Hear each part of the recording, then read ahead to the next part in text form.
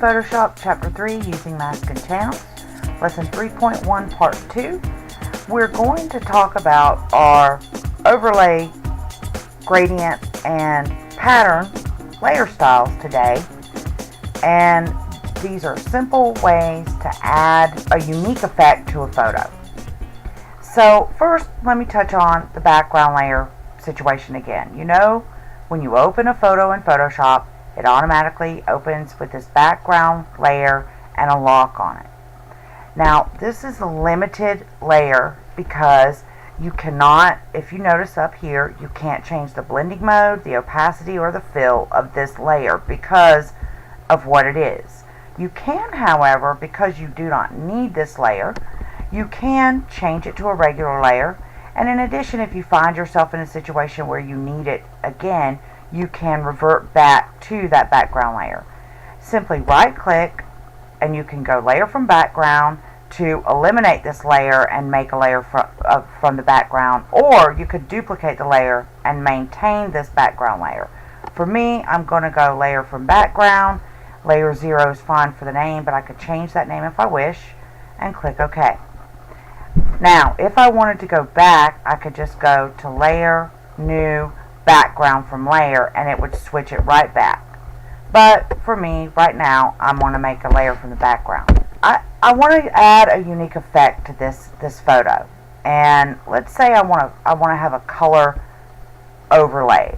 Just some color. It's almost like you pick up, you know how when you were a kid, you would pick up a piece of glass and look through it at the world, and you would see the world through a rose-colored glass or something of that nature.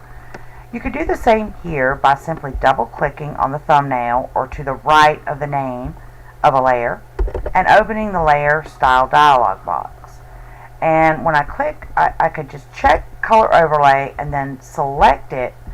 And I've chosen this kind of mauve color, purple mauve, and it's going to basically, if I'm on normal mode, there it is. You can't see the photo at all. But if I drop my opacity down, it's like you're looking through that color at the photo. Well, that's not what I really wanted to do. What I really wanted to do was try it on a different blending mode. So let me do that. I'm going to try a color burn. Well, that's too dark. Let me try a color dodge. And that's too light. So I keep going through my different options in my blending modes and figuring out what it is I want. I think hard light is going to be what I want. And then I can either drop the opacity down or whatever it is I want and click OK. And now I have a unique effect on this photo. And I can do that with any color. In addition, I can do that with a pattern. I can do that with a gradient. So let's check that out. I'm going to go to my history and just go back to make a layer so that it eliminates that effect that I had just put on there. I'm going to open that Layer Style dialog box up again and check Gradient Overlay this time. Select it. I happen to know that I want this rainbow effect around my photo, but just to show you, you could drop down here, and if the effect you see you don't want is there, you could just drop this gear down and you can say, I want to look at the Color Harmonies 1 set. So I click it and I can either replace the gradients that are there or I can append and just add them too. So let me just append, and then I could check these out and put them on and see what they look like. And I could do so much with this because I also have the style, the angle, and the scale of it. Notice, in this case, this is what my photo is going to look like. But what if I change the style to diamond? Now, with my Layer Style dialog box open, watch what I can do. I can move this around, plus the angle. See, my angle's a little bit off there. So let me just bring it around.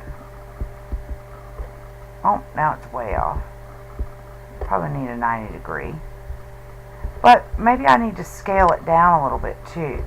But let me bring this over so that it's perfectly centered. Let me see where my scale is. I'm at 123 all the way. And then maybe I drag some more. But you know, I think I like that rounded look best. So I'm going to go back to the radial. And I'm going to drop that scale down so that it comes in. And let me move it over a little bit. But what's more, let me bring my scale up, because what I really want is for my edges to have that rainbow look to them. There we go. See that? And that's going to be my effect now. Then I click OK.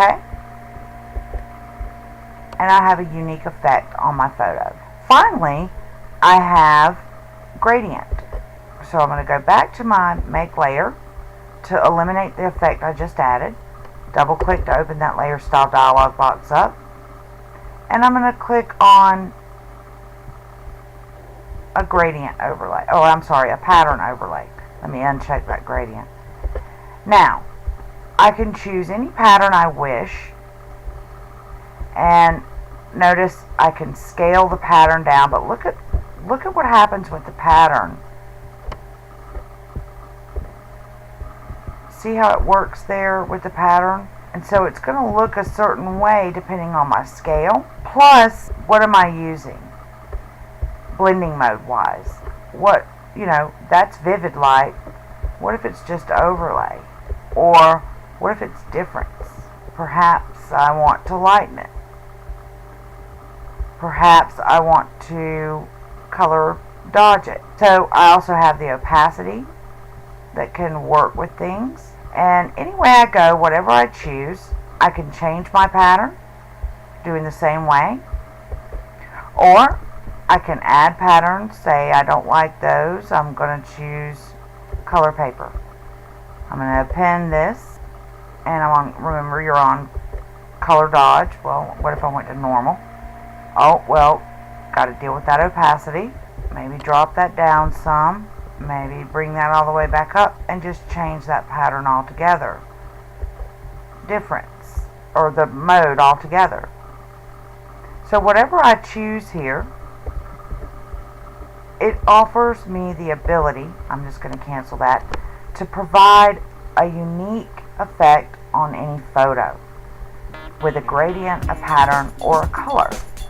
So it's like adding that as a layer, which is kind of what you're doing. There you go. Those are your various overlays.